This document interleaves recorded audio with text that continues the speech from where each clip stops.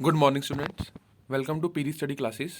और आज का हमारा जो टॉपिक है वो है एफ डब्ल्यू टेलर के साइंटिफिक टेक्निक्स एंड प्रिंसिपल्स। तो जो टेलर था उसने कुछ टेक्निक्स दी और कुछ प्रिंसिपल्स दिए किसको, मैनेजमेंट को करने के लिए। तो देखते हैं टेलर की हिस्ट्री। तो जो टेलर था, जो उसका जन्म हुआ वो हुआ 20 मार्च 1856 को, और उसकी जो मृत्यु थी वो हुई 21 मार्च 1915 को। वो यूएसए के अंदर बॉर्न हुआ और वो बाय प्रोफेशन क्या था, एक मैकेनिकल इंजीनियर था। और एज एन मैकेनिकल इंजीनियर उसने मिडवेल स्टील कंपनी के अंदर क्या की, जॉब की। और फिर वो प्रेसिडेंट भी बना। किसका president? American society of mechanical engineer, यानी कि जो भी इन मैकेनिकल इंजीनियर्स की सोसाइटी थी उसका वो प्रेसिडेंट तक के पद पर पहुंचा। और अब उसका कंट्रीब्यूशन क्या था मैनेजमेंट के, उसने मैनेजमेंट के लिए क्या किया? देखो, जो उसका बैकग्राउंड था वो था इंजीनियरिंग बैकग्राउंड। तो उसने क्या किया, इंजीनियरिंग बैकग्राउंड को यूज करके कुछ साइंटिफिक स्टडीज एंड टेक्निक्स बनाई। यानी कि जो उसके इंजीनियर बैकग्राउंड के अंदर उसने साइंस सीख रखी थी, उसी के बेसिस के ऊपर उसने कुछ प्रिंसिपल्स एंड कुछ टेक्निक को क्या किया, डेवलप किया और उसको बताया। और उसी को, उसके आर्टिकल्स को कहाँ पर पब्लिश किया गया था? साइंटिफिक, उसके आर्टिकल थे साइंटिफिक मैनेजमेंट के, जिनको कहाँ पर पब्लिश किया गया था? जिनको पब्लिश किया गया था अमेरिकन मैगजीन के अंदर। And he insisted that managers to, और उसने क्या बोला था कि manager should adopt scientific and systematic management method in place of hit and trial method. तो उसका जो मेन जोर था वो ये था कि जो मैनेजमेंट है वो अपने रिसोर्सेज को वेस्ट ना करे हिट एंड ट्रायल मेथड के हिसाब। Like hit and trial method मतलब कि एक मेथड लगा लिया, अगर वो भी नहीं चला तो दूसरा लगा लिया, वो भी नहीं चला तो तीसरा लगा लिया। लेट्स से एक कंपनी है, तो एक कंपनी क्या करती है, उसने देखा कि उसके पास ये पर्टिकुलर काम करने के लिए इतनी लेबर है, इतने लोग हैं, तो उसने एक टारगेट उनका फिक्स कर दिया। पर जैसे उसने देखा कि ये टारगेट नहीं अचीव हो रहा तो उन्होंने कोई और टारगेट दे दिया या उन्होंने उसमें कोई और चेंजेस कर दिए। तो टेलर ने इन सारी चीज़ों को क्या किया, मना किया। उसने बोला कि नहीं, ऐसे अगर आप हिट एंड ट्रायल मेथड को यूज करोगे तो इससे कंपनी के रिसोर्सेज क्या होंगे, कंपनी के रिसोर्सेज बहुत सारे वेस्ट हो जाएंगे। तो इसीलिए टेलर ने कुछ साइंटिफिक प्रिंसिपल्स और साइंटिफिक टेक्निक्स दी ताकि वो इन सभी चीज़ों को क्या कर सके, ठीक कर सके। तो टेलर को क्या बोलते हैं, इसलिए टेलर को बोलते हैं फादर ऑफ साइंटिफिक मैनेजमेंट, कि कैसे साइंस का यूज करके मैनेजमेंट की जा सकती है। इसके बारे में हमें किसने बताया? इसके बारे में हमें बताया एफ डब्ल्यू टेलर ने। चलो, तो अब देखते हैं इसके कौन से प्रिंसिपल्स थे। तो बेसिकली टेलर ने 4 हमें प्रिंसिपल दिए। कौन सा? Science not rule of thumb, harmony not discord, cooperation not individualism, and development of each and every individual to his greatest efficiency and prosperity. और उसी के साथ उसने हमें कुछ 5 टेक्निक्स दी। सबसे पहले the functional foremanship, standardisation and simplification of work, differential piece wage rate system, work study techniques and mental revolution. तो अब हम इन सभी प्रिंसिपल्स और इन टेक्निक्स को डिटेल में समझते हैं कि उसने क्या क्या दिया और कैसे इसको हम अप्लाई कर सकते हैं मैनेजमेंट के अंदर। तो जो सबसे पहला टेलर ने हमें जो प्रिंसिपल दिया वो प्रिंसिपल दिया science not rule of thumb. अब पहले ही मैंने बोला था कि टेलर ने क्या देखा, टेलर ने देखा कि ऑर्गेनाइजेशन के अंदर जो मैनेजमेंट है वो क्या करती है, बहुत सारे hit and trial method use करती है। यानी कि अगर कोई प्लान बनाया जाता है तो उसको बार बार क्या किया जाता है, चेंज किया जाता है according to the need of their worker या कोई प्रेजेंट सिचुएशन के हिसाब से। तो टेलर ने बोला इससे क्या होगा, इससे बहुत सारे रिसोर्सेज क्या हो रहे हैं, नुकसान हो रहे हैं। तो टेलर ने इस चीज को क्या किया, बंद किया। और उसने क्या बोला, according to Taylor there should be one best method to do any job in the factory. की टेलर के मुताबिक सिर्फ एक ही बेस्ट मेथड है किसी भी जॉब को करने का फैक्ट्री के अंदर, और that method is find out by management with complete scientific study and management experience. मतलब जो वो मेथड है उस पर्टिकुलर जॉब को करने का, वो मैनेजमेंट कैसे फाइंड आउट करे, हिट एंड ट्रायल मेथड से नहीं। हाँ, जब वो मैनेजमेंट उस प्रिंसिपल को बना रही है, उस मेथड को बना रही है, उस टाइम पे वो लगातार हिट एंड ट्रायल यूज करे और पूरे अपने एक एक्सपीरियंस से एक एवरेज स्टैंडर्ड तरीका निकाल दे कि उस जॉब को पर्टिकुलर कैसे किया जाना चाहिए। तो इससे क्या होगा, इससे जो कंपनी के रिसोर्सेज हैं जो एक बार वेस्ट होने थे वो हो लिए, बट उसके बाद जो एक मेथड निकला वो कॉन्टिन्यूसली लॉन्ग टर्म के लिए क्या चलता रहेगा, उस पर्टिकुलर जॉब के लिए चलता रहेगा। तो any job is assigned to employee, each part of that job is properly analysed, कि अगर कोई भी जॉब आप किसी भी एम्प्लॉय को देते हो तो उसका एक एक पार्ट प्रॉपरली आपने एनालाइज किया हो, प्रॉपरली उसके ऊपर हिट एंड ट्रायल किया हो, एंड देन किस मेथड के साथ, साइंटिफिक मेथड्स के साथ, and based on cause and effect relationship, not using any hit and trial method. मतलब आपने जो वो मेथड तैयार किया है उसको तो हिट एंड ट्रायल से तैयार कर लिया, बट उसको बार बार हिट एंड मिस मेथड नहीं यूज करना आपने सिर्फ एक बार क्या कर दिया, आपने एक बार सिर्फ कॉज एंड इफेक्ट रिलेशनशिप के साथ एक साइंटिफिक तरीके से उसका एक इफेक्ट बना दिया। कि लेट्स से कि अगर हम बात करें कि मैनेजमेंट किसी वर्कर को एक फैक्ट्री में कोई काम देती है, और वो फैक्ट्री के अंदर जो उसने काम दिया तो वो उसको एफिशिएंटली कैसे करे, तो उसने उन मैनेजमेंट टेलर ने क्या बोला कि मैनेजमेंट क्या करे विद साइंटिफिक प्रिंसिपल, कि इतना काम करने से उसको इतना नुकसान हो सकता है, इतनी उसको थकावट होगी, या इतना उसका टाइम वेस्ट होगा, या इससे उतने इतने पैसे बनते हैं। ये सारी चीजें मैनेजमेंट क्या कर ले, पहले डिसाइड कर ले, और उसके बाद एक साइंटिफिक प्रिंसिपल से, यानी कि कॉज एंड इफेक्ट रिलेशनशिप से, कि अगर उसको इतना काम दिया जाए तो उसका क्या इफेक्ट होगा, एंड देन एक पर्टिकुलर मेथड डिसाइड कर ले।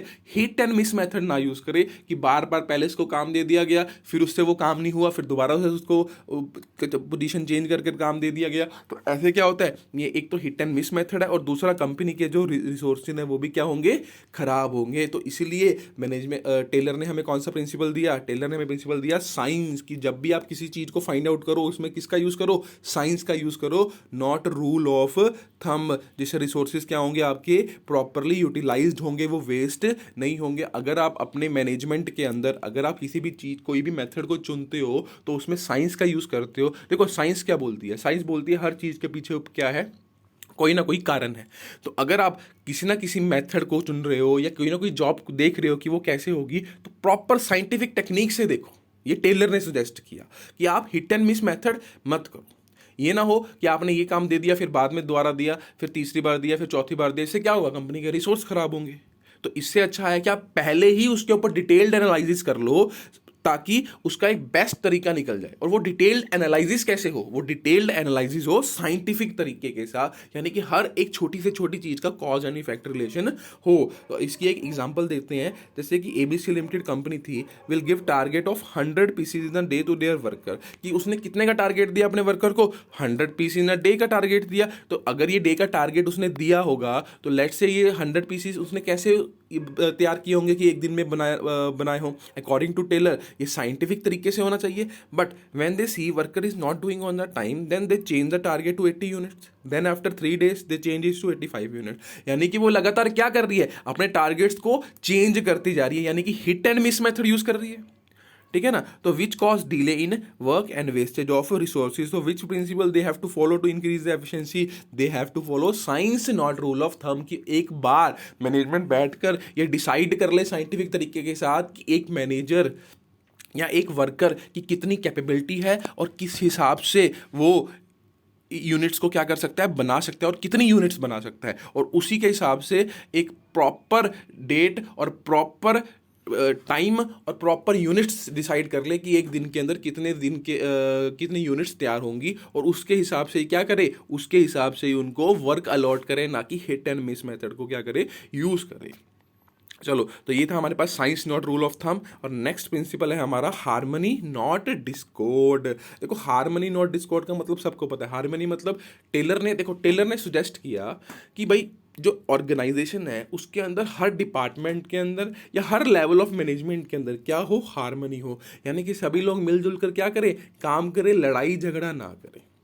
अब इससे उसका कहने का मतलब क्या था, तो इससे उसका कहने का मतलब था कि भाई देखो हर लेवल को दूसरे लेवल से क्या है, काम है, एक दूसरे के ऊपर दोनों क्या है, डिपेंडेंट है। बिना डिपेंडेंसी के तो कोई भी काम नहीं चल सकता। बट हर डिपार्टमेंट की सोच क्या है, अलग अलग है। कोई जैसे वर्कर क्या सोचता है कि वो क्या है, हमेशा ओवरबर्डन है, या जो उसको सैलरी मिल रही है वो क्या मिल रही है, कम मिल रही है, बट वो काम क्या कर रहा है, ज़्यादा कर रहा है। बट अगर हम मैनेजर का पॉइंट ऑफ व्यू देखें तो मैनेजर को क्या लगेगा कि भाई वर्कर तो कोई काम ही नहीं करते, सारा का सारा काम कौन कर रहा है, हम कर रहे हैं, हम पॉलिसीज बनाते हैं, वर्कर उसको क्या करते हैं, डीले करते हैं। तो इससे उन दोनों में हमेशा क्या रहता है, एक डिस्कॉर्ड रहता है। तो टेलर ने इसी चीज़ को सुजेस्ट किया कि भाई आप इस डिस्कॉर्ड को क्या करो, ख़त्म करो। और इस डिस्कॉर्ड को कैसे ख़त्म करेंगे, इस डिस्कॉर्ड को ख़त्म करने के लिए उसने प्लान बनाया कि बाय यूजिंग मेंटल रेवोल्यूशन।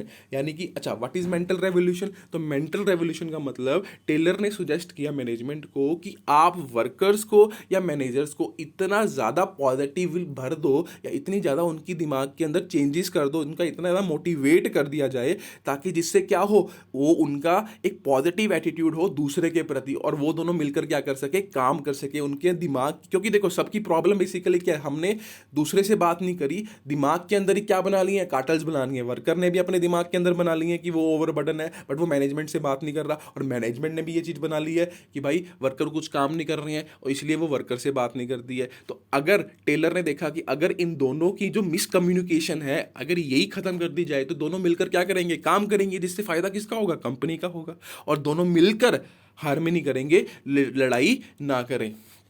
तो each one in the organisation need each one for development of the company. यानी कि हर एक को हर एक की क्या है, ज़रूरत है। और there should be complete harmony and understanding between management and worker. यानी कि कंप्लीट अंडरस्टैंडिंग हो मैनेजमेंट के अंदर, मैनेजमेंट वर्कर को समझे, वर्कर मैनेजमेंट को समझे, उसकी भावनाओं की कदर करे। But due to different level and power of management possibility of conflict should rise. होता ही होता है कि टॉप लेवल के साथ वर्कर का या मिडिल लेवल के साथ लोअर लेवल का प्रॉब्लम हमेशा क्या होता है, कन्फ्लिक्ट रहता ही रहता है, because of their thinking. Actual में होता नहीं है, बट उनकी थिंकिंग होती है। टेलर ने क्या बोला कि सिर्फ और सिर्फ उनके दिमाग के अंदर ये चीज़ है कि हम ओवरबर्डन है या हमें ये काम नहीं मिल रहा, बट मैनेजमेंट भी दूसरी तरफ से वही चीज़ सोच रही होती है। तो टेलर ने क्या सुजेस्ट किया कि because both thinking that they should do more and getting less, so mental revolution of both should change toward positivity। कि टेलर ने सजेस्ट किया कि भाई क्या करो, दोनों का मेंटल रेवोल्यूशन, मतलब उनके दिमाग में एक पॉजिटिविटी भर दो। They both are motivated and free to communicate each other, मतलब दोनों एक दूसरे से क्या करें, बात करें, और उनको इतना मोटिवेट किया जाए ताकि वो अपना मेंटल जो ये दिमाग के अंदर फालतू के कार्टल्स बना रहे हैं इसको क्या करे, खत्म करे, और मिलकर क्या करे, दोनों काम करें, जिससे उनका एटीट्यूड क्या होगा, चेंज होगा, and know the importance of each other. तो अगर इसकी हम एग्जांपल देखें, the worker wants leave in one day, मतलब वर्कर एक दिन की क्या रहता था, छुट्टी जाता था एक मंथ के अंदर, and extra, but management want that worker should complete as soon as possible. Management क्या चाहती थी कि काम क्या हो, जल्दी से जल्दी क्या हो, कंप्लीट हो। तो इस चक्कर में दोनों क्या कर रहे थे, आपस में एक दूसरे से बात ही नहीं कर रहे थे, और काम में क्या हो रही थी, कमी आ रही थी। बट जैसे ही उनका मेंटल रेवोल्यूशन चेंज किया गया, उनको ये चीज़ बताई गई कि भाई आप दोनों एक दूसरे से क्या करो, ओपन कम्युनिकेट करो, उनके अंदर एटीट्यूड उनका चेंज कर दिया गया। सो देर, अच्छा, इससे क्या होता था, क्लैश होता था दोनों के बीच में, इंस्टेड ऑफ डूइंग वर्क। तो worker should work over time, work done, and management should grant them leave. तो उस का सॉल्यूशन का कि जैसे उसका मेंटल रेवोल्यूशन इनका चेंज किया गया, तो वर्कर ने क्या करना, वर्कर ने बोला कि हमें एक छुट्टी दे दो, बट हम बदले में क्या करने के तैयार है, हम बदले में ओवर टाइम करने के लिए तैयार है, जिससे काम क्या होगा, जल्दी होगा। तो मैनेजमेंट ने भी क्या बोला, हमें कोई दिक्कत नहीं है, आप एक महीने की छुट्टी लेनी है, ले लो। तो that is called harmony, not Discord. अगर इसी के हम एक और एग्जांपल देखें कि देखो वर्कर बेसिकली क्या चाहता है, वर्कर ये चाहता है कि हमें ज़्यादा से ज़्यादा क्या दिया जाए, बोनस दिया जाए, हमें ज़्यादा से ज़्यादा बोनस। और मैनेजमेंट क्या चाहती है कि ज़्यादा से ज़्यादा क्या किया जाए, काम किया जाए। तो अगर मैनेजमेंट को प्रॉफिट हो रहा है तो वो थोड़ा सा किसके साथ शेयर कर दे, वर्कर के साथ शेयर कर दे। तो इससे क्या होगा, दोनों में आपस में कोई कंफ्लिक्ट नहीं होगा, दोनों मिलजुल कर क्या करेंगे, काम करेंगे, एक दूसरे को अंडरस्टैंड करेंगे। तो इस प्रिंसिपल में टेलर ने क्या बोला कि भाई हार्मनी रखो, डिस्कॉर्ड ना करो। और वो हार्मनी कैसे आएगी, जैसे ही वर्कर्स, मैनेजमेंट क्या करे, वर्कर और अपना मेंटल रेवोल्यूशन, एक पॉजिटिविटी लाए, दिमाग को चेंज करे, और पॉजिटिविटी से क्या होगा, they will be communicate with each other. और अगर आपस में वो कम्युनिकेट करेंगे, जैसे ही बातचीत शुरू करेंगे तो उनमें हार्मनी शुरू होगी, अदरवाइज क्या होंगे, कन्फ्लिक्ट अराइज होंगे। चलो, तो इसके बाद जो अगला प्रिंसिपल है वो है कोऑपरेशन नॉट इंडिविजुअलिज्म। तो देखो कोऑपरेशन का मतलब भी क्या है, मिलजुल कर काम करना, और हार्मनी का मतलब भी क्या था, मिलजुल कर काम करना। बट इसके अंदर क्या है, कोऑपरेशन नॉट इंडिविजुअलिज्म। मतलब कि भाई जो मैनेजमेंट या वर्कर हैं वो दोनों मिलकर एक दूसरे के साथ काम करें, अपना अपना ना सोचे, नॉट इंडिविजुअलिज्म। मतलब ये ना सोचे कि मैंने जो बोल दिया वो सही है, या वर्कर क्या करने लगते हैं, वर्कर क्या करते हैं कई बार अपनी बात को मनवाने के लिए अननेसेसरी स्ट्राइक्स कर देते हैं, जिससे नुकसान किसका होता है, कंपनी का नुकसान होता है। या मैनेजमेंट कई बार क्या करती है, वर्कर अगर कोई सुजेशन देना चाहता है या वर्कर कुछ बताना चाहता है कि भाई हमारे को ये प्रॉब्लम्स आ रही है, तो मैनेजमेंट अपनी पावर का यूज़ करके क्या बोलती है कि नहीं भाई हम नहीं सुनेंगे, तो दैट इज कॉल्ड इंडिविजुअलिज्म। तो टेलर ने किसके ऊपर जोर दिया, टेलर ने जोर दिया कि भाई आप इंडिविजुअलिज्म मत फॉलो करो, आप अपना अपना मत सोचो, आप मिल के कोऑपरेट करो। देखो कोऑपरेट कैसे होगा, अगर हम किसी व्यक्ति को बोलेंगे कि भाई आप इस चीज में सेटिस्फाइड हो तो हम ये कर लेते हैं, बदले में आप ये चीज कर लो, तो दैट इज कॉल्ड कोऑपरेशन। ठीक है। और इंडिविजुअलिज्म करेंगे कि भाई नहीं हम तो जो हमने बोल दिया वही सही है, तो इससे क्या होगा, इससे नुकसान किसका होगा, इससे नुकसान होगा कंपनी का होगा। तो टेलर ने क्या सजेस्ट किया कि according to Taylor there must be complete cooperation between worker and management instead of individualism. The management should make plan and transfer duty according to the worker capability and interest। की जो management है वो अगर कोई duties बनाती है या कोई प्लान बनाती है, वो किसके हिसाब से बनाए, वो बनाए वर्कर के हिसाब से कि वर्कर की सूटेबिलिटी क्या है, मतलब सूटेबिलिटी नहीं कि वर्कर की कैपेबिलिटी क्या है, मतलब उसकी काबिलियत कितनी है और उसको उसी पोजीशन के ऊपर क्या दिया जाए, काम दिया जाए।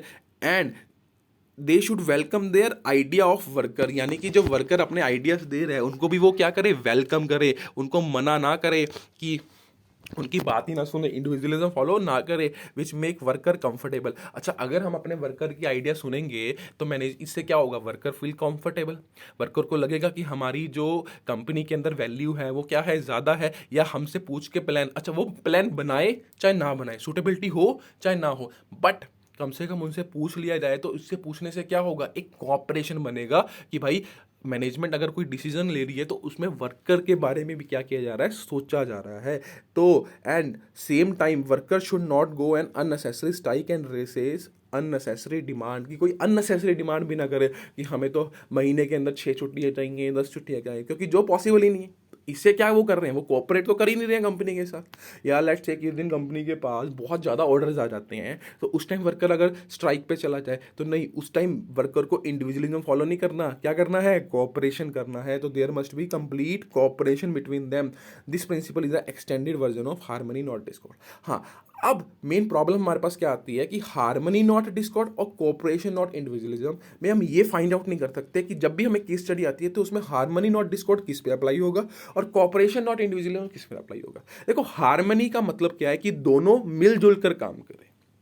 हार्मनी में किसके ऊपर फोकस किया गया, दोनों के ऊपर फोकस किया गया। जैसे एग्जांपल देखें कि मैनेजमेंट एंड वर्कर दोनों मिलकर काम करें। देखो अगर ये दोनों मिलकर काम कर रहे हैं, बट ये जरूरी तो नहीं है कि ये दोनों आपस में कोऑपरेट भी करें। जैसे अगर हम एग्जांपल दें कि क्लास के अंदर एक स्कूल है, उसकी क्लास के अंदर हमने 2 बच्चों को साथ में बिठा दिया, तो हार्मनी तो कर दी, वो दोनों मिलकर तो काम करने लग गए, बट वो दोनों एक दूसरे के साथ कोऑपरेट ना करके अपना अपना ही काम करते रहे, तो दैट इज कॉल्ड कोऑपरेशन। तो हार्मनी का ही थोड़ा सा वर्ड एक्सटेंडेड हम क्या कर देते हैं, दैट इज कॉल्ड कोऑपरेशन। और जब भी हमें केस स्टडी आती है तो केस स्टडी में हम कैसे फाइंड आउट करेंगे कि हार्मनी नॉट डिस्कॉर्ड प्रिंसिपल है या कोऑपरेशन नॉट इंडिविजुअलिज्म है। तो जब भी हमें ये कोई स्टडी में बताया गया हो कि भाई दोनों तरफ से लड़ाई है, मैनेजमेंट भी लड़ रही है और वर्कर भी लड़ रहे हैं, तो ये कौन सा प्रिंसिपल है, ये प्रिंसिपल है हार्मनी नॉट डिस्कॉर्ड, क्योंकि इसमें दोनों की तरफ से बात की जा रही है, किसी इंडिविजुअल की तरफ से बात नहीं की जा रही कि भाई वर्कर नहीं मान रहे, मैनेजमेंट भी क्या बोल रही है कि हम आपको इतने ज्यादा पैसे नहीं देंगे, वर्कर भी क्या बोल रहे हैं हम इससे ज्यादा पैसे नहीं लेंगे। तो ये क्या है, दोनों में कन्फ्लिक्ट है। तो दैट ये किसकी कमी है उनके अंदर, ये कमी है हार्मनी की। भाई मिलकर काम करो, कि कोई बात नहीं, दोनों को अंडरस्टैंड करो, आप ओपन कम्युनिकेशन लेकर आओ। बट कोऑपरेशन की कमी कब होगी, देखो कोऑपरेट आप कब नहीं करोगे, जब आप सिर्फ अपनी सुनोगे। तो जब भी एक व्यक्ति नहीं मान रहा होगा, या वर्कर ना मान रहा हो या मैनेजमेंट ना मान रहा हो, यानी कि वर्कर बोले कि भाई हम तो स्ट्राइक पे जा रहे हैं, हमारी तो इतने % सैलरी बढ़ाई जाए, बट वो मैनेजमेंट के लिए पॉसिबल नहीं होगा, वो जेन्युइन वे में पॉसिबल नहीं होगा। ठीक है ना। तो that is called cooperation not individualism. अब वर्कर क्या कर रहे हैं, इंडिविजुअलिज्म फॉलो कर रही है, या मैनेजमेंट क्या बोले कि हमें किसी वर्कर की कुछ भी सुननी नहीं है, तो वर्कर तो अच्छा काम कर रहे हैं बट मैनेजमेंट के पॉइंट ऑफ व्यू से गलती आ रही है। तो मतलब ये कौन सा पॉइंट है हमारा, कॉपरेशन नॉट इंडिविजुअलिज्म। तो जब भी हमें केस स्टडी के अंदर दोनों लेवल की बात करी हो कि दोनों नहीं मान रहे, तो that is the principle of harmony not Discord. But जब हमें बात की हो कि एक मानने को तैयार नहीं है बट दूसरा तैयार है, या दूसरे के ऊपर बटन डाल रहा है वो एक व्यक्ति, तो दैट इज कॉल्ड कोऑपरेट नहीं कर रहा, वो इंडिविजुअलिज्म फॉलो कर रहा है। तो अगर एग्जांपल देखें इसकी, तो ABC limited company make a new project, so manager make a new team of that project. कि एबीसी लिमिटेड ने एक नया प्रोजेक्ट बनाया तो मैनेजमेंट ने एक नई टीम बनानी शुरू कर दी, and worker try to give them suggestion about the division of work between them in the area of their specialisation. Worker क्या कर रहे हैं, वर्कर उनको बता रहे हैं कि सर आप जैसे हमारा स्पेशलाइजेशन एरिया उस हिसाब से आप क्या करो, उस काम को बांटो। बट देखो इस केस में क्या हुआ, इस केस में वर्कर किसकी बात कर रहे हैं, कोऑपरेशन की बात कर रहे हैं कि भैया आप हमारे साथ क्या करो, कोऑपरेट करो, but which increase their performance. But management did not give any response to their suggestion. Management ने बोला हमें कुछ सुनना ही नहीं है। तो इसमें मैनेजमेंट ने किसको फॉलो किया, मैनेजमेंट ने फॉलो किया इंडिविजुअलिज्म को। तो किस प्रिंसिपल के बारे में बात हो रहे हैं, कॉपरेशन नॉट इंडिविजुअलिज्म। बट अगर ऐसा होता, इसी केस के अंदर अगर हम ऐसा देखते कि वर्कर क्या बोलते, वर्कर बोलते कि जी हम आपके साथ काम नहीं करेंगे क्योंकि आप हमें काम ज़्यादा देते हो। बट मैनेजमेंट क्या बोलती कि भाई आप अगर ज़्यादा काम करोगे तभी तो कंपनी के गोल्स क्या होंगे, अचीव होंगे। तो ये किसकी बात है, ये दोनों अपने लेवल के ऊपर क्या है, सही है। तो बट क्या हो रहे हैं, कन्फ्लिक्ट अराइज हो रहे हैं। तो दैट इज कॉल्ड हार्मनी, कि थोड़ा सा उसकी बात सुनी जाए, थोड़ी सी उसके बैठ के बात की जाए, तो वो उनके हो सकता है काम हो सकता है। बट इसमें सिर्फ क्या था, वर्कर सही बोल रहे थे बट मैनेजमेंट सुनने के लिए तैयार नहीं थी। तो that is called cooperation not individualism. मेरे को लगता है आपको इन दोनों में फर्क समझ में आ गया होगा। चलो तो अगला प्रिंसिपल हम देखते हैं। अगला प्रिंसिपल हमारे पास क्या है, वो है development of individual to their greatest efficiency and prosperity. अब टेलर ने क्या प्रिंसिपल दिया, टेलर ने बोला कि भाई जो इंडिविजुअल आपके पास काम कर रहे हैं वही कंपनी के एक्चुअल में क्या है, रिसोर्सेज, वही कंपनी को क्या करेंगे आगे फ्यूचर में मदद करेंगे, और कंपनी की ग्रोथ करने के लिए क्या करेंगे, काम करेंगे। सो टेलर ने बोला कि भाई आप जो एक वर्कर को लगा रहे हो, पहले तो उसको वो काम दो जिसमें उसकी क्या है, स्पेशलाइजेशन है, और लगातार उसको क्या करते रहो, ट्रेनिंग पे भेजते रहो, लगातार उसको क्या करते रहो, ट्रेनिंग पे भेजते रहो, लगातार उसकी वर्क की एफिशिएंसी क्या करते रहो, इंक्रीज करते रहो। इससे क्या होगा, इससे सिर्फ उसका फायदा नहीं होगा, इससे आपका भी फायदा होगा, क्योंकि एक तो उसको वो काम मिला है जिसके अंदर वो क्या है, स्पेशलाइज्ड है। दूसरा उसकी ट्रेनिंग से उसका क्या हो रहा है, उसका उस काम में परफेक्शन हो रही है, तो उस इंडिविजुअल की एफिशिएंसी भी बढ़ेगी और उससे कंपनी की ऑटोमेटिकली प्रोडक्शन भी क्या होगी, बढ़ेगी। तो according to Taylor efficiency of the company depending upon the efficiency of their worker so and management.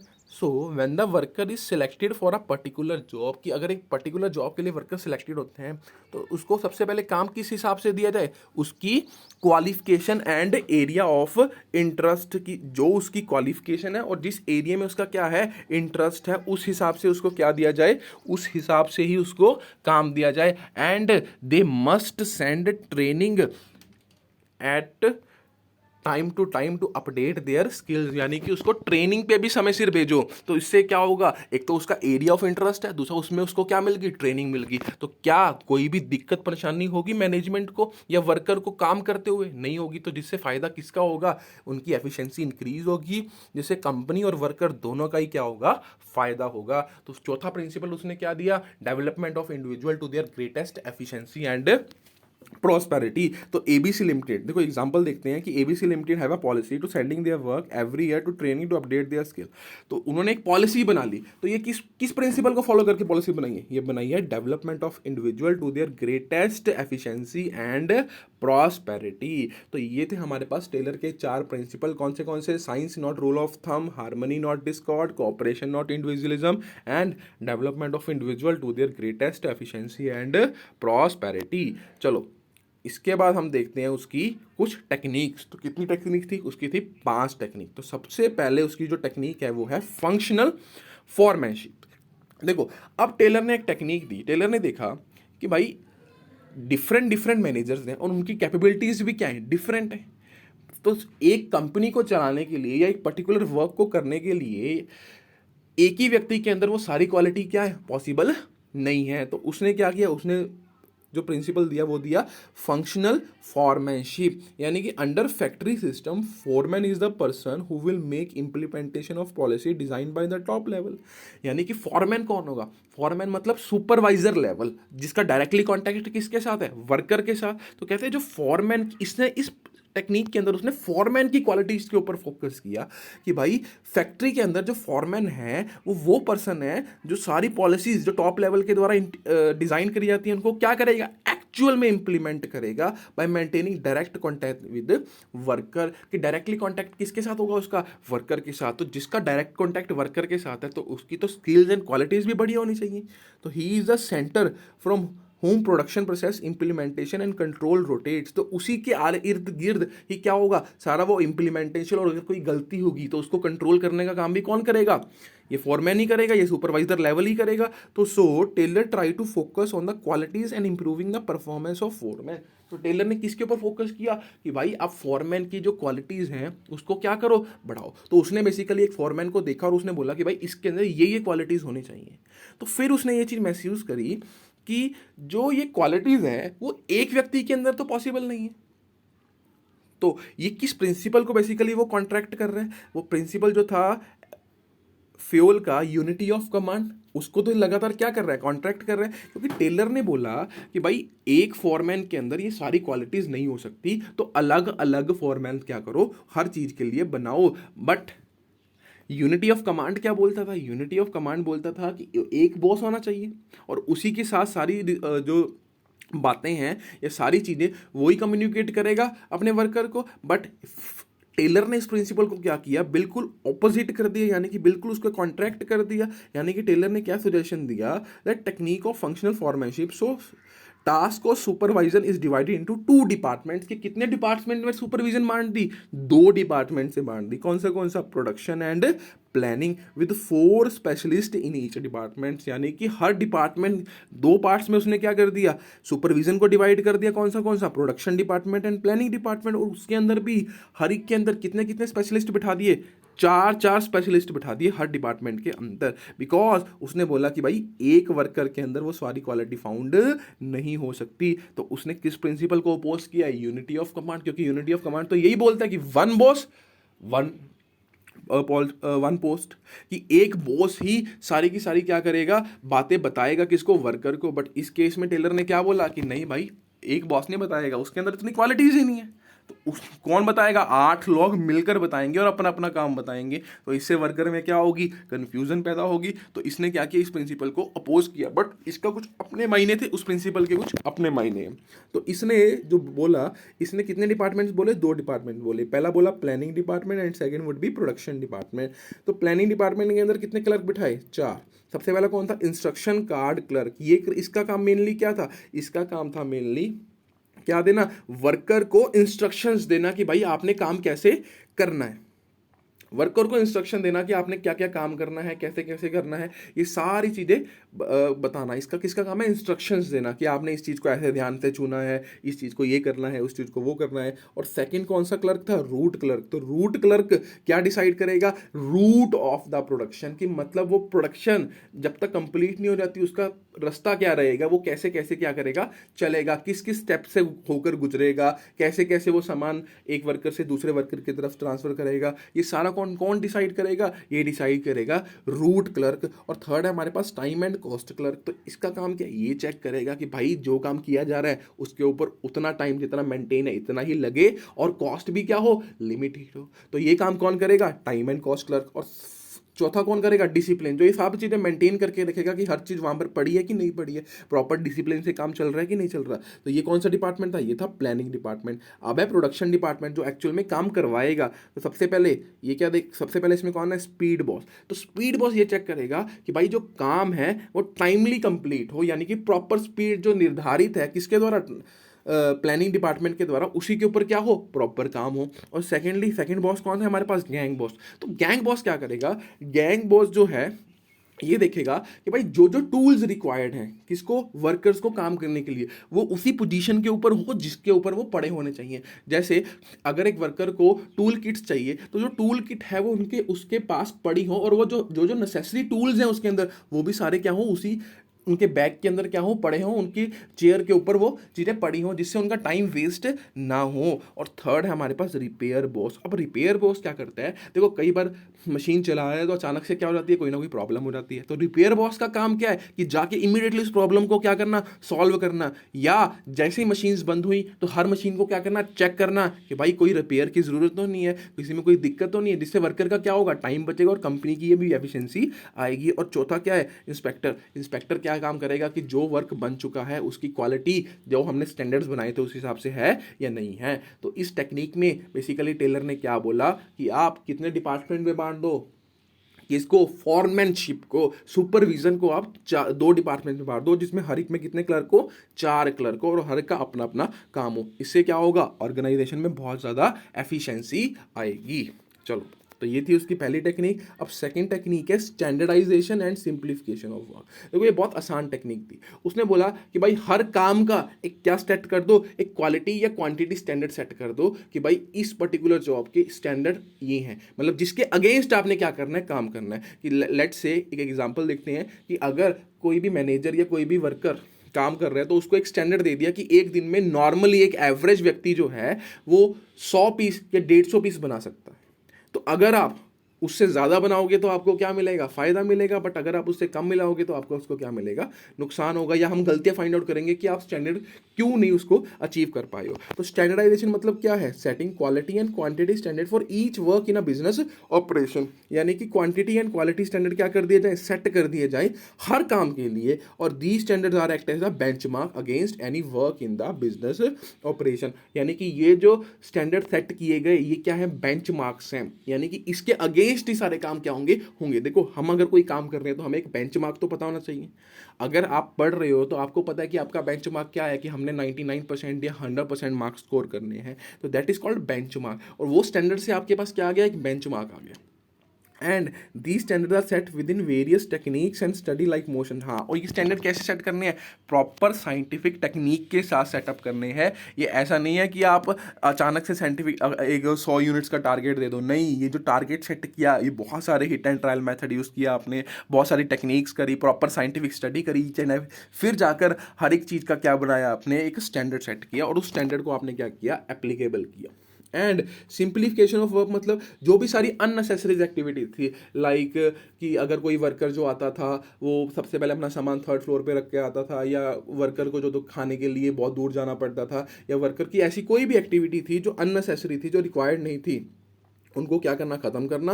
और वर्कर को उसके काम के बारे में कंप्लीट क्या देना, अंडरस्टैंडिंग देना। यानी कि काम कराने से पहले लेट्स से एक दिन पूरा उनको क्या दिया, एक डेमो दे दिया जाए, जिससे उनको पता चल जाए कि उन्होंने काम क्या किया, और काम क्या हो जाए, बिल्कुल उनका आसान हो जाए। तो standardisation and simplification of work क्या बोलता है कि सबसे पहले काम के स्टैंडर्ड सेट कर दो, और उस काम को वर्कर को इतने अच्छे से समझा दो ताकि वर्कर उस काम को क्या कर सके, इमीडिएटली कर सके। अच्छा, इससे क्या होगा, इससे होगा saving of cost of labour, machine and standardisation leads to remove overlapping of activity, की जो हम बार बार काम कर रहे हैं उसको खत्म करेगी।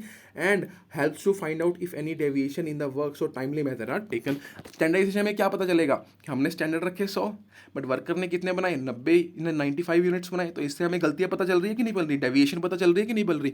जैसे ही डेविएशन पता चली तो हम क्या कर सकते हैं, टाइमली मेजर ले सकते हैं ताकि उसको क्या कर सकें, ठीक कर सकें। और इसकी एग्जांपल देखें कि ABC limited company will make 2 workshop of their, वो 2 दिन की क्या करती है, वर्कशॉप बनाती है वर्कर के लिए, ताकि वो क्या कर सके, वर्कर कंप्लीट अंडरस्टैंड कर सके क्या उसने करना है, कैसे करना है, और क्या क्वालिटी है, और क्या टाइम रिक्वायर्ड है उस काम को करने के लिए। तो बेसिकली ये क्या था, ये था simplification of work. And second example देखिए कि government will make 1 nation 1 ration card scheme. तो इससे क्या हुआ, एक सिंप्लीफाई कर दिया उसने काम को। सरकार ने बोला कि भाई हर स्टेट के अंदर अलग अलग राशन स्कीम्स है, तो इससे अच्छा क्या करो, वन कार्ड 1 राशन स्कीम कर दो, जिससे काम क्या हो गया, सिंप्लीफाइड हो गया, दूसरों के लिए भी क्या होगी, आसानी होगी।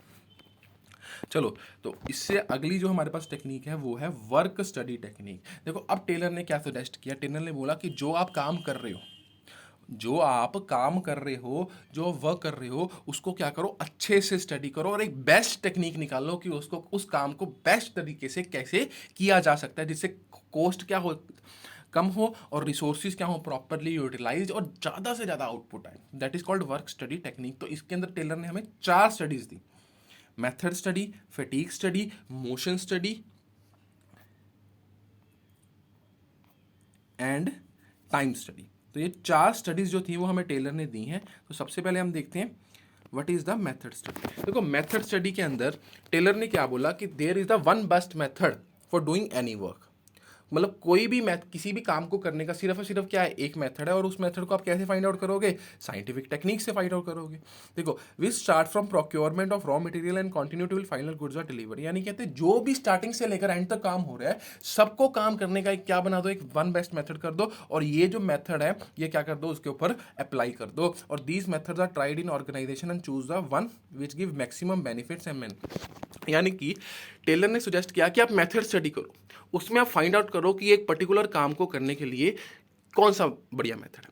डिफरेंट डिफरेंट मेथड्स को क्या करो, एनालाइज करो, सभी के अलग अलग रखो और देखो सबसे बेस्ट कौन सा है। तो उनमें सबसे बेस्ट को चुनो जो हमारे रिसोर्सेज को क्या करे, कम से कम यूटिलाइज करे और ज़्यादा से ज़्यादा हमें क्या दे, आउटपुट दे। तो एबीसी लिमिटेड शू कंपनी में complete analysis about whether they make raw material of shoes और outsourcing this lead to reduction of cost. मतलब एबीसी लिमिटेड कंपनी थी, एक शू मेकिंग कंपनी थी, उसने कंप्लीट एनालिसिस किया क्या वो जो शूज का रॉ मटेरियल है वो खुद बनाए या बाहर से ले। तो दैट इज कॉल्ड, तो उन्होंने एक बेस्ट तरीका ढूंढ लिया कि भाई जिससे क्या हो, कॉस्ट कम से कम हो और ज़्यादा से ज़्यादा क्या हो, आउटपुट हो। तो मेथड स्टडी क्या बोल दिया हमें कि भाई किसी भी काम को करने का एक तरीका ढूंढ लो, और वो तरीका कैसे ढूंढना है, लगातार आप अलग अलग तरीके बनाओ और देखो उनमें से बेस्ट कौन सा है और वो चुन को, जिससे क्या होगा, कंपनी की भी बेहतरी होगी और जो आपके रिसोर्सेज है वो क्या होंगे, fully utilised with maximum output. और सेकेंड स्टडी हमारे पास क्या थी, fatigue study, fatigue study. Fatigue मतलब क्या होता है, थकावट। तो इस स्टडी में टेलर ने क्या बोला कि भाई अगर हम वर्कर के ऊपर सारा काम देते रहेंगे तो वो क्या होगा, थकेगा भी, और अगर वो वर्कर थकेगा तो उससे क्या होगा, कंपनी को ही क्या होगा, नुकसान होगा, और जो वो काम कर रहा है वो उतनी एफिशिएंसी से नहीं कर सकेगा, वो बीमार हो सकता है। तो इस स्टडी में, इस फटीग स्टडी में टेलर ने क्या बोला कि this technique to determine the amount and frequency of rest interval required to complete a task।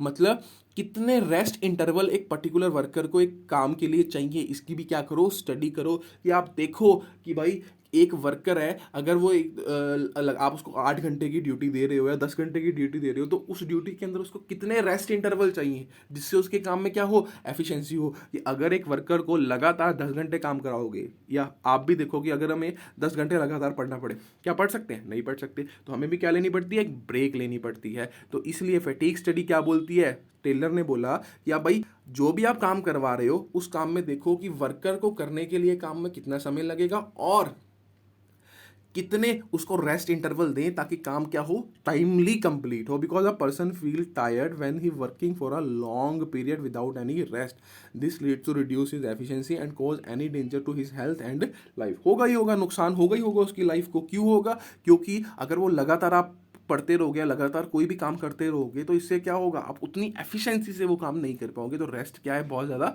ज़रूरी है। और ये रेस्ट कितना दे, इसकी स्टडी क्या बोलती है, फैटीग स्टडी। तो this study will help to find out how many rest interval required to worker for that task which never cause any adverse effect to their health and increase their efficiency. मतलब कितने आपको time interval चाहिए, rest interval चाहिए worker को, ताकि वो काम क्या कर सके, एफिशिएंसी से करे, और वर्कर को वो खुद ही दे। ऐसा नहीं है कि वर्कर वो खुद मांगे, बट वर्कर को वो खुद ही दे ताकि उससे एफिशिएंसी क्या हो, बढ़ाओ। जैसे इससे उन्होंने क्या बोला कि ABC limited company making their work in 4 shift, so their manager will distribute their work between worker as 1 and 3rd shift and 1 worker 2nd and 4th shift. तो ये क्या किया उन्होंने, ये उन्होंने प्रॉपर रेस्ट इंटरवल दिया कि एक कंपनी है उसकी कितनी शिफ्ट्स हैं, 4 शिफ्ट है, तो उसने अपने एक वर्कर को कौन सी शिफ्ट दी, पहली और थर्ड, और दूसरे वर्कर को क्या दी, 2nd and 4th शिफ्ट दी। तो इससे क्या होगा, पहली शिफ्ट के बाद आपको रेस्ट मिल गया, फिर आप 3rd शिफ्ट कर सकते हो, और 2nd शिफ्ट वाले को भी क्या मिल गया, रेस्ट मिल गया। इससे आपकी शिफ्ट भी लगातार चलती रहेंगी और काम भी क्या होता रहेगा, प्रॉपरली होता रहेगा। अच्छा, इसके बाद कौन सी स्टडी है, जो 3rd स्टडी है हमारे पास, वो है मोशन स्टडी। तो मोशन स्टडी हमारे को क्या बोलती है कि भाई जो भी, टेलर ने बोला कि जो भी नेसेसरी ज़रूरी मोशंस हैं, मतलब ज़रूरी एक्टिविटीज़ हैं, उनको तो रखो, बट जो भी अननेसेसरी एक्टिविटीज़ हैं जो ऑर्गेनाइजेशन में या काम के टाइम पे होती हैं, उनको सबको क्या करो, फाइंड आउट करो और उनको निकालने की कोशिश करो। उससे अननेसेसरी मोशंस को क्या करो, जिससे हमारा टाइम बचेगा और काम क्या होगा, ज़्यादा बढ़िया तरीके से होगा। तो it refers to analysis of various motion being performed by worker while he is doing a particular task like lifting, putting, objecting, second, changing position according to. देखो क्या होता है कि जब भी आप किसी कंपनी के अंदर काम कर रहे हैं या वर्कर काम कर रहे हैं, तो उनको अपना काम एफिशिएंसी से करना है, बट वो क्या करते हैं, कई बार उनको अपनी कुर्सी से उठकर कोई चीज़ बाहर से लेके आनी पड़ती है, या कई बार उनको जो टूल किट है वही उनके दूसरे कमरे में रखी होती है। तो इससे क्या हो रहा है, इससे उनका टाइम वेस्ट हो रहा है। और ये कौन से मोशन है, ये नेसेसरी एक्टिविटीज़ हैं या अननेसेसरीज हैं? अननेसेसरी क्यों? क्योंकि अगर हम सेकेंड रूम में टूल ना रखकर उसी के रूम में वो टूल रख देंगे या उतना उसके बेंच के नीचे वो टूल्स रख देंगे, जिससे उसको उधर जाना नहीं पड़ेगा और उसका टाइम बचेगा, वो तो थकेगा नहीं और वो काम क्या करेगा, एफिशिएंटली करेगा। तो टेलर ने इसके ऊपर भी जोर दिया कि भाई अननेसेसरी मोशंस या अननेसेसरी जो भी एक्टिविटीज है उसको क्या करो, फाइंड आउट करो और उसको क्या करो, एलिमिनेट करो। तो उन्होंने बोला कि motions are categorised in productive and unproductive motion, and all unproductive motion are reduced by using scientific methods, so wasteful activity are reduced with less resource and more output। तो इसकी अगर एग्जांपल देखिए, देखो worker will go to canteen in lunch at a fourth floor which being them tired so that canteen shifted to first floor। कि क्या होता था, worker को फोर्थ फ्लोर पे खाना खाने के लिए जाना पड़ता था। तो जैसे ही वो नीचे आया, अगर वो नीचे आता था तो फोर्थ फ्लोर से नीचे आना, तो इससे क्या होगा, वो तो थक जाएगा और उसका टाइम भी बहुत वेस्ट होगा। इससे अच्छा या तो कैंटीन क्या कर दी जाए, फर्स्ट फ्लोर पे ला दी जाए या लिफ्ट लगा दी जाए। तो जिससे क्या होगा, वर्कर टायर्ड नहीं होगा और वो अपना काम उतनी ज़्यादा एफिशिएंसी से कर पाएगा, बिकॉज रेस्ट इंटरवल उसको मिला है और वो कैंटीन के अंदर गया, बट जैसे ही वो वापस उतरा वो उतना फिर क्या हो गया, थक गया फोर्थ फ्लोर के ऊपर। तो ये थे अननेसेसरी मोशन, जिसको हम क्या कर सकते हैं, खत्म कर सकते हैं, रिमूव कर सकते हैं। और किसने बोला, टेलर ने बोला। किस स्टडी के अंदर, मोशन स्टडी के अंदर। और नेक्स्ट हमारे पास कौन सी थी, टाइम स्टडी। तो टाइम स्टडी के अंदर क्या बोला टेलर ने कि भाई आप क्या करो, टाइम स्टडी करो। टाइम स्टडी मतलब एक स्टैंडर्ड टाइम फाइंड आउट करो किसी भी काम को करने का, और किसके हिसाब से, वर्कर की कैपेबिलिटी और टेक्निक के हिसाब से, उसकी स्किल के हिसाब से आप देखो कि एक पर्टिकुलर काम को करने के लिए ऑन एन एवरेज वर्कर कितना टाइम लगाता है, और उसको साइंटिफिक टेक्निक से मेजर करो एवरेज बेसिस के ऊपर, यानी कि 100, 200, 300 वर्कर्स को लो और फिर देखो कि भाई एक वर्कर कितना, एक पर्टिकुलर जॉब को करने के लिए कितना टाइम लगाता है। तो ऑन एन एवरेज एक टाइम निकाल लो, तो वर्कर को कैटेगराइज कर दो, एवरेज वर्कर या एफिशिएंट वर्कर या लेस एफिशिएंट वर्कर।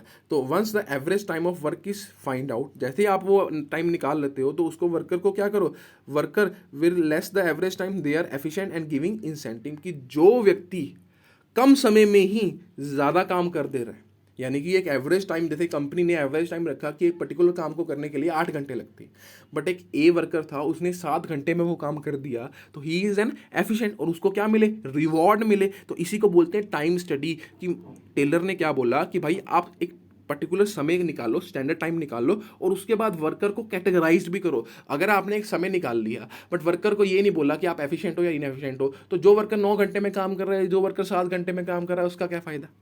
तो टेलर ने बोला आप टाइम स्टडी करो और वर्कर को क्या करो, कैटेगराइज्ड कर दो, efficient and non efficient worker के अंदर। तो जो एफिशिएंट वर्कर है, जो काम कम समय में करता है, उसको क्या करो, बोनस दो, इंसेंटिव दो, जिससे जो इनएफिशिएंट वर्कर है या जो वर्कर थोड़ा सा ज़्यादा टाइम ले रहा है, वो भी कल को क्या करेगा, सोचेगा कि मैं भी क्या करूँ, टाइम को कम करने की कोशिश करूँ, जिससे वो क्या होगा, एफिशिएंट होगा और एक स्टैंडर्ड टाइम किसी भी चीज़ को करने का क्या हो गया, फाइंड आउट हो गया। जैसे standard time for making 10 piece is 8 hour, मतलब 10 पीस को बनाने का टाइम कितना था, 8 घंटे था, but some worker will make it in 7 hours, so company will give them 100 rupees extra as an bonus. तो क्या कर रही है, उनको इंसेंटिव्स दे रही है कंपनी, जिससे वो क्या होंगे, एक पॉजिटिव एटीट्यूड आएगा उनके अंदर। फोर्थ हमारे पास क्या था, differential piece wage rate system. देखो इस सिस्टम के अंदर टेलर ने क्या बोला, वही टाइम स्टडी के हिसाब से कि एफिशिएंट और इनएफिशिएंट वर्कर को क्या कर दो, आप बांट दो और पर पीस के हिसाब से उनको क्या दो, पैसा दो। इससे क्या होगा, इससे कंपनी को भी फायदा, और जो एफिशिएंट वर्कर है, जो काम ज़्यादा समय में कर सकता है या कम समय में ज़्यादा आउटपुट बना सकता है, उसको भी फायदा। क्योंकि कल को अगर आपने ऐसा कोई स्कीम शुरू नहीं की या हर वर्कर को एक स्टैंडर्ड पेमेंट ही दे रहे हो आप, इससे जो व्यक्ति अच्छे तरीके से कर सकता था वो भी आराम से बैठा रहेगा, वो बोलेगा मेरे को कौन सा एक्स्ट्रा पैसे मिल रहे हैं। तो in that system payment of wages are paid to worker according to their efficiency level, as efficient worker are getting more monetary as compare to inefficient worker, which motivate all the efficient and get work more according to Taylor. If the worker is doing work more than standard output, अगर एक worker है वो standard output, जैसे हमने बोल दिया कि एक दिन में 100 यूपीस बनाने हैं बट उसने 110 बना दिए, 115 बना दिए, then he will be rewarded. और जो and lower payment for inefficient worker, अगर किसी वर्कर ने 90 बनाए या 80 बनाए तो उसके क्या करो, पैसे काटो या उसको ट्रेनिंग दो।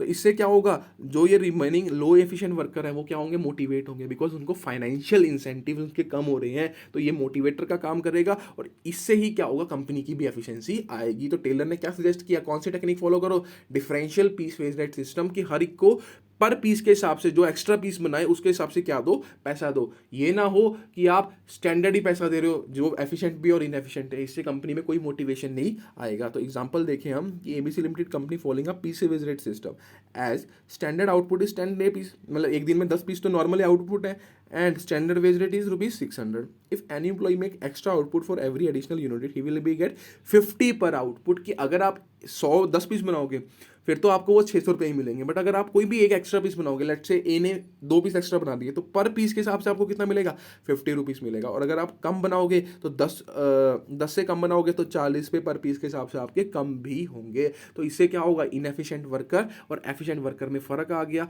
और वो एफिशिएंट वर्कर बनने की क्या करेगा, काम करेगा। तो that is called differential piece wage rate system, की पर पीस के हिसाब से क्या दो, उनको पैसा दो। ये टेक्निक क्या करो, फॉलो करो, जिससे कंपनी भी एफिशिएंट होगी और वर्कर का एटीट्यूड भी क्या होगा, चेंज होगा। अच्छा, उसके बाद क्या है, मेंटल रेवोल्यूशन। वो हम पहले भी पढ़ चुके हैं कि मेंटल रेवोल्यूशन मतलब क्या, science not rule of thumb में उसने क्या बोला था कि भाई, सॉरी, हार्मनी नॉट डिस्कॉर्ड के अंदर उसने क्या बोला था कि आप उसका क्या चेंज कर दो, मेंटल रेवोल्यूशन चेंज कर दो। मेंटल रेवोल्यूशन मतलब positive attitude, that in this technique Taylor will focus to change the attitude of both worker toward each other, मतलब दोनों का एक एटीट्यूड चेंज हो, दोनों अपने तरफ से दिमाग में सारी चीज़ें ना बनाए, एक दूसरे से क्या बताएं, बात करें, कंप्लीट कोऑपरेशन करें एक दूसरे के साथ, मतलब because each one thinks that they are getting exploit as worker think get less wages and overburden on the other and manager think should not doing worker। तो क्यों, क्योंकि हर एक को क्या लगता है कि वर्कर को क्या लगेगा कि वो ओवरबर्डन है और मैनेजमेंट को क्या लगेगा कि वर्कर काम नहीं कर रहे हैं। तो टेलर ने क्या सुजेस्ट किया कि भाई मेंटल रेवोल्यूशन की टेक्निक अपनाओ, उनको मोटिवेट करते रहो, उनके साथ ओपन कम्युनिकेशन करवाओ, बातचीत करवाओ, ताकि जिससे क्या हो, वो लोग बढ़िया काम कर सकें और एफिशिएंटली वर्क कर सकें। तो horizon, mental horizon should be change toward each other, जिससे क्या होगी, एफिशिएंसी होगी। उनका एटीट्यूड देखो, जैसे ही आपका किसी के प्रति एटीट्यूड चेंज हुआ, आप उससे बात करोगे और जो भी आपकी सारी गलत फहमी है, या बैठकर एक हार्मनी की तरफ पहुंच जाओगे कि हाँ, हम डिसाइड कर लेते हैं। तो that is called mental revolution. तो ये थी हमारे पास टेलर की 5 टेक्निक्स, और इससे पहले हमने क्या पढ़ा था, इससे पहले पढ़े थे 4 प्रिंसिपल। तो अब हम देखते हैं इनको हम केस स्टडी में कैसे अप्लाई करेंगे। तो सबसे पहले हमारे पास जो केस स्टडी है वो है, Gorika has been appointed as the chief organisation of welcome culture event, कि कोई व्यक्ति है गोरिका नाम की, उसको हमने एक चीफ ऑर्गेनाइजर अपॉइंट किया। Being a stone follower of scientific management, वो साइंटिफिक मैनेजमेंट को फॉलो करती थी, मतलब किसके, टेलर के प्रिंसिपल्स को फॉलो करती थी। She decided to execute her work by putting into practice the various technique of scientific management. On the basis of several observation, she is able to determine that standard time taken by the security officer at the gate to check the credential of each visitor is 30 second. तो उसने क्या कर दिया, उसने एक standard time fix कर दिया अपनी ऑब्जर्वेशन के साथ। तो उसने बेसिकली कौन सी स्टडी करी, ये करी उसने टाइम स्टडी की, एक स्टैंडर्ड टाइम बता दिया कि भाई 30 सेकेंड लगेंगे एक व्यक्ति को क्या करने को, चेक करने को गेट के ऊपर। So she decided to employ 2 person on this job for every function along with the other necessary staff. She considered the fact that every day the functions will take place in 3 shifts or 4 hours each. Therefore, it is important to give break to support staff। मतलब क्या दो, उनको rest दो। Rest की बात कर दी कि भाई उनको रेस्ट दो, क्योंकि इससे उनकी क्या होगी, एफिशिएंसी होगी। तो मतलब किस स्टडी की बात करी उसने बात करी फटीग स्टडी की, क्योंकि क्या दे रही है वो, रेस्ट दे रही है उनको। And shift to her lunch moreover on transportation. She determined that the best way to distribute refreshment boxes to the visitor will be to hand it over to the team at the exit gate, and it should help to save the time and eliminate any kind of confusion। तो उसने क्या बोला कि जो भी आप visitor को कोई चीज़ दे रहे हो तो उसी को गेट के ऊपर ही दे दो। तो इससे क्या होगा, कोई व्यक्ति एक्स्ट्रा जाएगा उसको देगा तो इससे नुकसान पहुंचेगा नहीं होगा। और ये कौन सा मोशन था, it is the unnecessary motion. तो अननेसेसरी मोशन को क्या करना चाहिए, वो इलिमिनेट करना चाह रही है। तो किस स्टडी की बात करी उसने बात करी मोशन स्टडी की। तो मतलब कितनी स्टडी है इसके अंदर, टाइम स्टडी, जैसे उसने 30 सेकंड का टाइम बनाया चेक करने के लिए, फटीग स्टडी, या किसके बारे में, ब्रेक्स के बारे में बात करी, और मोशन स्टडी मतलब एलिमिनेट अननेसेसरी मोशन को एलिमिनेट करने की बात करी। तो ये थी हमारे पास केस स्टडी। चलो नेक्स्ट देखते हैं हम। सेकेंड केस स्टडी क्या है कि Hrithik is a desirous of setting a small factory to manufacture different kind of eco friendly packaging material. He propose to adopt logical approach to his business rather than hit and trial method. उसने क्या बोला कि भाई मैं logical approach अपनाऊंगा, hit and trial नहीं करूंगा, बार बार किसी चीज को लगा कर वेस्ट नहीं करूंगा अपने रिसोर्सेज। तो किस प्रिंसिपल की बात करिए अपने, यस प्रिंसिपल कौन सा है, science not rule of thumb, क्योंकि ये प्रिंसिपल भी यही बोलता है कि आप एक बार टेक्निक को फाइंड आउट कर लो साइंटिफिक तरीके से, बार बार hit and trial method use करोगे तो उससे क्या होगा, रिसोर्सेज फेल होंगे। As he knows that this can result to tremendous savings of human energy as well as wastage of time and material. ठीक है, ही plans to adopt paternal style of management in practice in order to avoid any kind of class conflict between management and worker। मतलब वो क्या चाहता है, किसी भी प्रकार की conflict ना हो, किसके बीच में, उसके बीच में और मैनेजर के बीच में, मतलब दोनों के बीच में कोई लड़ाई झगड़ा ना हो। तो किस प्रिंसिपल की बात कर रहा है वो, हार्मनी नॉट डिस्कॉर्ड की, यानी सब लोग क्या करें, मिलजुल कर काम करें। ठीक है ना। And moreover he plan to seek the opinion of his worker, मतलब वो अपने वर्कर का ओपिनियन भी लेना चाहता है। मतलब वो किस प्रिंसिपल को फॉलो कर रहा है, इंडिविजुअलिज्म नहीं है, वो कहता है मैं कोऑपरेट करूंगा, अगर वर्कर कोई बताने आएगा तो मैं उसको भी क्या करूंगा, फॉलो करूंगा। तो इस केस के अंदर कौन सी केस स्टडीज हमारे पास आई, science not rule of thumb, जब उसने बोला कि मैं hit and trial method use नहीं करूंगा, और जब उसने बोला कि हम मिलकर काम करेंगे तो हार्मनी नॉट डिस्कॉर्ड, और जब उसने सुजेशन सुनने के लिए तैयार है, मतलब वो इंडिविजुअलिज्म फॉलो नहीं कर रहा, वो कोऑपरेशन फॉलो कर रहा है। तो जैसे ही दो व्यक्तियों के बारे में बात हुई, class conflict, management and worker, तो हमारे पास कौन सा है, हार्मनी नॉट डिस्कॉर्ड। तो जैसे ही उसने अपना पॉइंट ऑफ व्यू बताया, दैट इज कॉल्ड इंडिविजुअलिज्म। तो अगली केस स्टडी हमारे पास कौन सी थी, study buddy private limited the company dealing in a stationery item in order to establish standard of excellence and quality in material in the performance of man and machine, the company adhered to benchmark during the production. Basically एक study buddy company थी, वो stationery item की थी, उसने क्या किया, standard of excellence and quality in material and in the performance of man and machine, मतलब हर एक में क्या क्या सेट कर रही है, वो स्टैंडर्ड सेट कर रही है। द कंपनी ने क्या किया, बेंचमार्क्स पहले ही प्रोडक्शन के लिए बना दिए, मतलब उसने क्या किया, स्टैंडर्डाइजेशन किया। Moreover its product are available in limited variety, size and dimension, thereby eliminating superfluous diversity of products. यानी कि उसने क्या बोला कि जो मेरे प्रोडक्ट्स हैं वो क्या आएंगे, लिमिटेड क्वांटिटी के अंदर आएंगे। तो इससे उसने काम को क्या कर दिया, सिंप्लीफाइड कर दिया, आसान कर दिया। यानी कोई भी सुपरफ्लुअस एक्टिविटी या डबल देखो जितनी ज़्यादा वैरायटी होगी उतना ज़्यादा वर्क क्या होगा, कॉम्प्लेक्स होगा। तो उसने क्या कर दिया, उस कॉम्प्लेक्स वर्क को आसान करने के लिए वैराइटीज क्या रखी, कम कर दी। तो सबसे पहले उसने स्टैंडर्ड सेट किए एंड देन उसने वर्क को क्या किया, सिंप्लीफाइड किया। तो ये थी हमारे पास कुछ इसकी इंपॉर्टेंट केस स्टडी। तो ये हमने पढ़े आज टेलर के scientific principles and scientific techniques. और जो हमने फ्यूल की थी वो हमने नेक्स्ट वीडियो इससे पहले जो वीडियो आ रखी है उसके अंदर मैंने वो सारे प्रिंसिपल्स विद केस स्टडीज डाल रखे हैं, तो आप उसका लिंक डिस्क्रिप्शन में चेक कर सकते हैं। Thank you.